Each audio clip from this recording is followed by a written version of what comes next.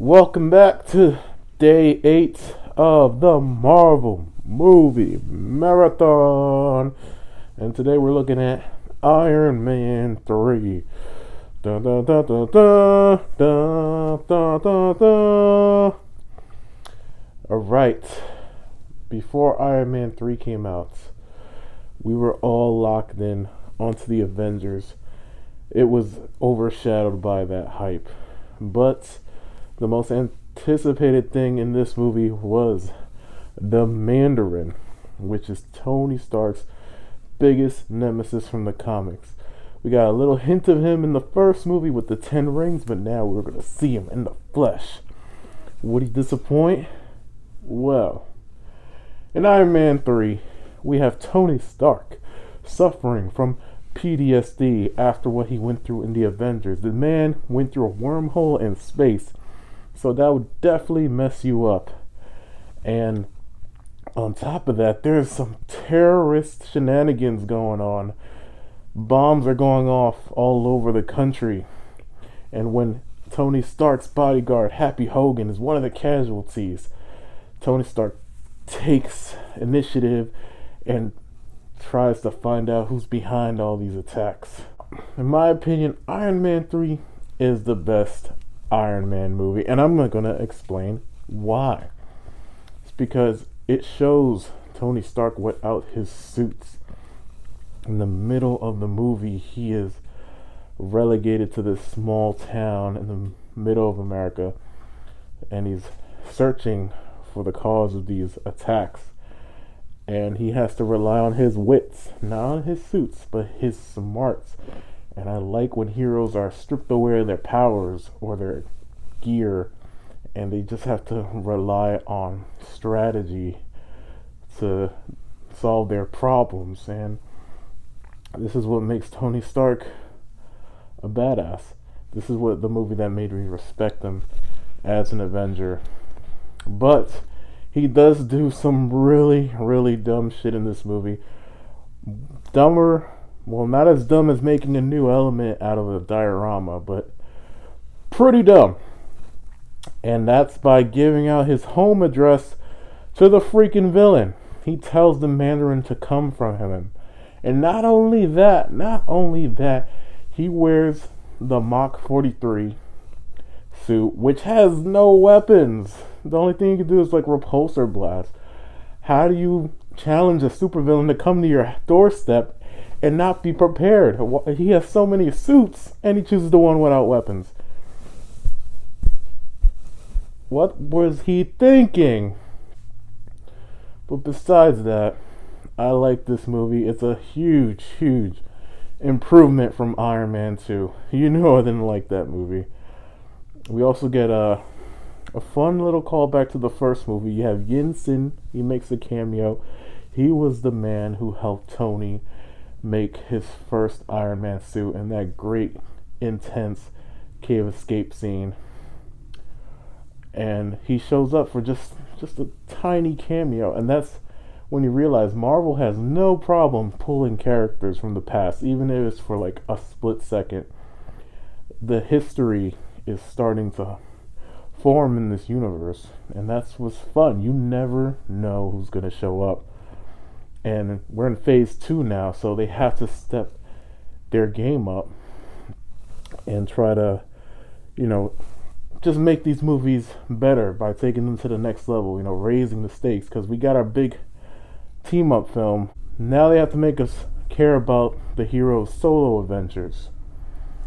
And that's a tough feat, but I think in this movie they really nail it, because we have the villain of the Mandarin, you have Tony suffering from PTSD, and then you got Aldrich Killian, who Tony ghosted at this New Year's party back in 1999. This dude creates a lot of his own villains, and he's just trying to mess up Tony's life because he sees he has it nice. He has a beautiful girl, a great company, he's a superhero. He's basically jealous, and he wants what he has. There's also a character named Maya Hansen who's in this movie. She doesn't do much, and it is revealed that she's actually one of the bad guys. My question is, why does she go to Tony and Pepper's house if the whole goal is to kill Tony Stark? Why would she warn him about the attack? It's very confusing.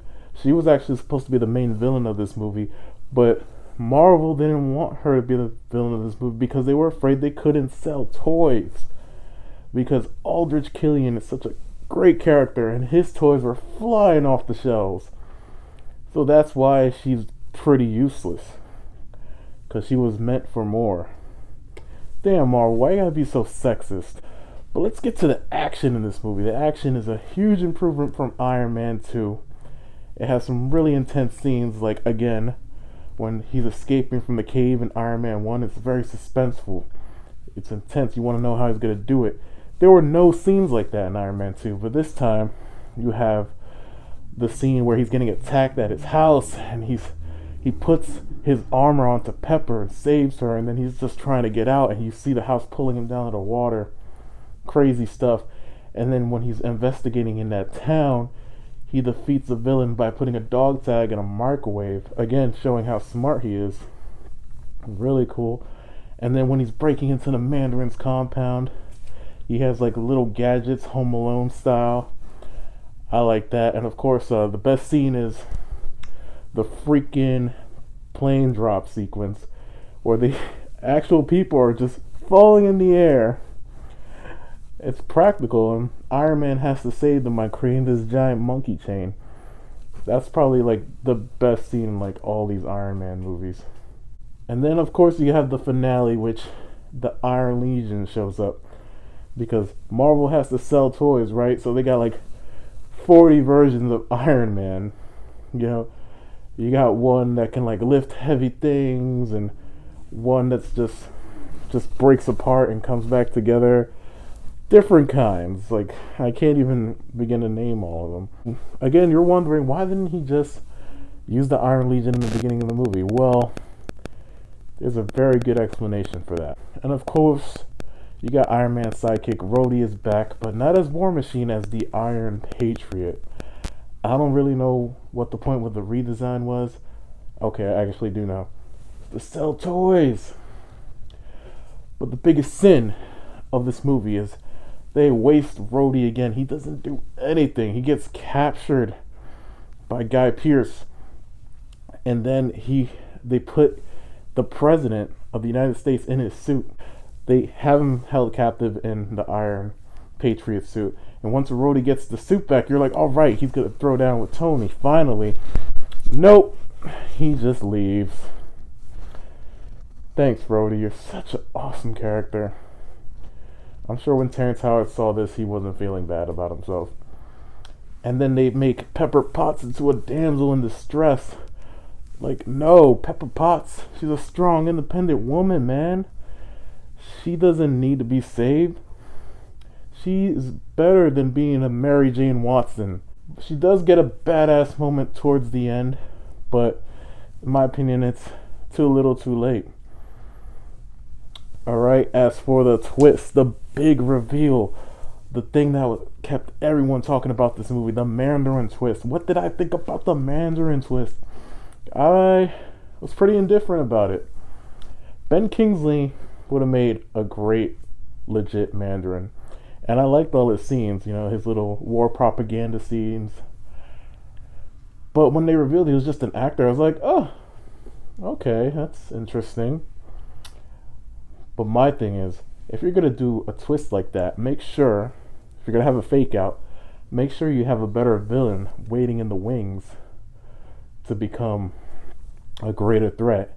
In my opinion, they failed on that part because Aldrich Killian is just a douchebag in a suit who could breathe fire randomly. He was a bad replacement for the Mandarin. He didn't feel threatening at all. He just felt like he came out of some Calvin Klein ad and was just butthurt that Tony has this great life and he doesn't, even though he seems to have done pretty well for himself anyway. And yeah, he's a dumb villain. And it's a little odd seeing the Iron Man suits just straight up murder these people. I mean, they're bad people, but still, it's just after movies of fighting robots and things like that, just seeing Iron Man just straight up murder dudes is just bizarre. I think the strengths outweigh the weaknesses of this movie. I even like the score. It's very heroic. I like that he can call upon his individual pieces of armor at once, so he can just have his repulsor blast, or he can have his boots that let him fly. I like that element, and that he was kept going in and out of the suit. I mean, at this point, the suit should be easy to put on. You can't always have like a giant robot arm put it on for you, so that was a great improvement on that. And I think he has a legit character arc in this movie. He realizes that he needs to get over this PTSD because he wants to spend his life with Pepper Potts. And in order to do that, he lightly retires as Iron Man, I should say. He gets the surgery. He pulls out his arc reactor like this. Takes out the arc reactor because he doesn't need it anymore. He'll always be Iron Man, suit or not. But in that moment, he realizes what's most important to him, and that's Pepper. So he throws it away, ending his character arc. Throws it in the ocean. And it's a great end to the series. Of course, it's not the end for Tony Stark, but for his movies, it definitely is. Of course, once you establish a team-up film, you always have the question, where the hell were the Avengers? Why wasn't S.H.I.E.L.D. helping out when the president was captured? Or why didn't he call in backup like Bruce Banner or something? You're always going to have these questions watching these movies, no matter what. But you got to understand that's how it is in the comics, too. Different heroes, they're with different villains. And, yeah, they could easily call for backup, but then there would be no story to tell. So you have to, you have to quiet down the logic in your head and just deal with it. But he does have a kid sidekick in this movie who's pretty funny. And I love their scenes together because Tony interacting with kids, it's pretty hilarious. He calls him a pussy at one point, which caught me off guard. I was like, wow. I didn't know Disney could let Robert Downey Jr. getting away with calling a kid a pussy. That was impressive. But yeah, man, Iron Man 3 is pretty solid and a great start to Phase 2 of the Marvel Cinematic Universe. From this point on, his character just gets better and continues to evolve. So, they did a good job. Next time, we're going to check in on the God of Thunder and see what he's been up to when we look at Thor: The Dark World. Thank you for watching. I'll see you again soon. Bye.